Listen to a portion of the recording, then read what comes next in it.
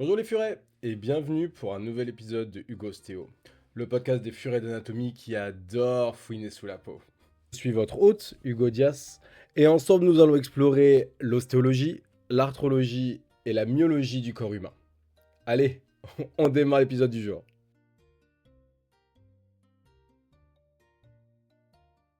Aujourd'hui, c'est l'épisode numéro 3 et on parle de l'os le plus long du corps humain.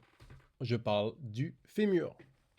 Alors le fémur, présente à décrire un corps qu'on appelle une diaphyse, qui est donc le squelette de la cuisse, et deux extrémités, donc les épiphyses. Une supérieure, qui fait partie de l'articulation de la hanche, et l'inférieure, qui fait partie de l'articulation du genou.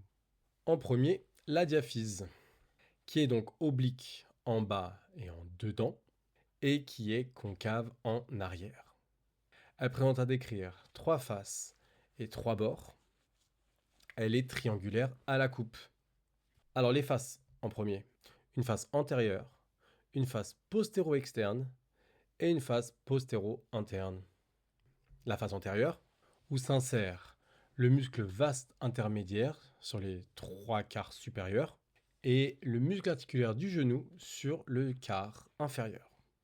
Une face postéro-latérale, avec l'insertion du muscle vaste intermédiaire, et une face postéro-médiale, où il n'y a pas d'insertion. Sur les bords médial et latéral, on retrouve l'insertion du muscle vaste intermédiaire. Sur le bord postérieur, qu'on appelle également la ligne âpre, c'est un peu plus complexe. Cette ligne âpre est organisée en trois segments.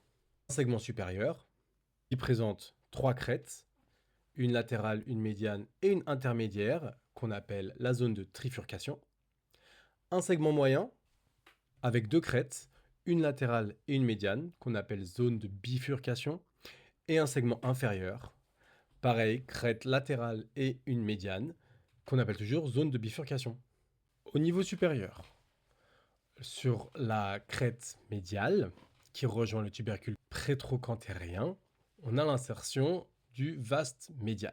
Sur la crête médiane, donc au milieu, qu'on appelle la crête pectinéale, avec l'insertion du pectiné, un interstice entre la médiane et la latérale, où on trouve l'insertion du court adducteur, faisceau supérieur et inférieur, du grand adducteur sur le versant médial de la crête latérale, le grand fessier sur le sommet de la crête latérale et le vaste latéral sur le versant latéral de la crête latérale. À la partie moyenne, on passe donc à une zone de bifurcation avec une crête médiale, toujours le vaste médial sur son sommet, le long adducteur sur le versant latéral de la crête médiale, le grand adducteur dans l'interstice, puis en haut, la partie inférieure de la terminaison du grand fessier, et en dessous, le chef court du biceps fémoral, toujours sur le versant latéral de la crête latérale, le vaste latéral. À la partie inférieure, on a toujours sur la crête médiale le vaste médial à son sommet. Ici, le grand adducteur a croisé l'interstice de haut en bas et de dehors en dedans. Il passe du versant médial de la crête latérale au versant latéral de la crête médiale. On a sur le sommet de la crête latérale le chef court du biceps fémoral et sur le versant latéral de la crête latérale, le vaste latéral.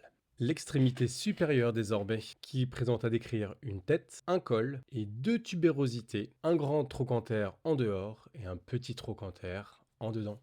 En premier, la tête, 2/3 de sphère de 20 à 25 mm de rayon, qui est articulaire avec l'acétabulum et le bourrelet de l'os iliaque, est encroûtée de cartilage et limitée par deux lignes courbes concaves en dehors qui se réunissent en avant et en arrière. Cette tête se divise en 4 cadrans et dans le cadran postéro-inférieur, on trouve la fovea capitis, qui est en fait la tente du ligament rond, qui est le ligament de la tête fémorale. Ensuite, on a le col, qui réunit la tête fémorale à la diaphyse fémorale. Le col fémoral a une dimension de 3 à 4 cm.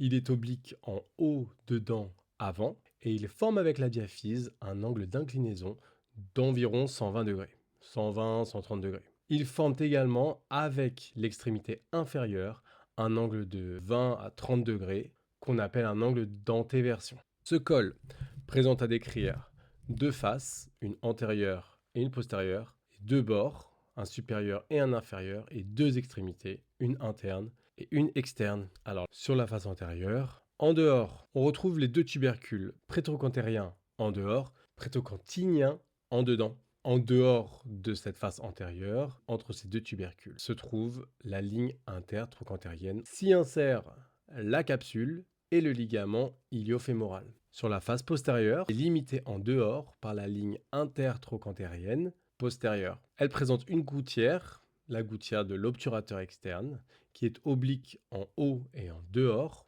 La capsule s'insère sur sa lèvre interne. Le bord supérieur, on y retrouve la capsule à la partie externe. Le bord inférieur, on y retrouve la capsule à la partie moyenne. L'extrémité externe qui s'unit au trochanter et l'extrémité interne qui s'unit à la tête. Le grand trochanter, quant à lui, présente une face externe où s'insère le moyen fessier à sa partie moyenne et le vaste externe à son bord inférieur. Présente également une face interne, s'unit au col et qui présente d'arrière en avant une fossette dite digitale, qui est donc la fossette de l'obturateur externe où s'insère le muscle obturateur externe, l'obturateur interne et le jumeau inférieur et supérieur, et le ligament ischio-fémoral. Sur sa face supérieure, on retrouve l'insertion du muscle piriforme. Le petit trochanter, lui, reçoit l'insertion du muscle iliopsoas et du ligament pubofémoral.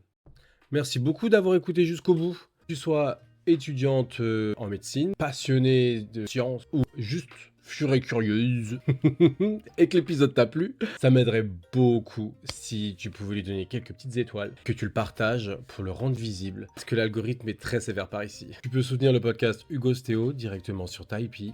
Les participations serviront à fouiner un petit peu plus dans la nature de laquelle on est fait. À très bientôt les furets.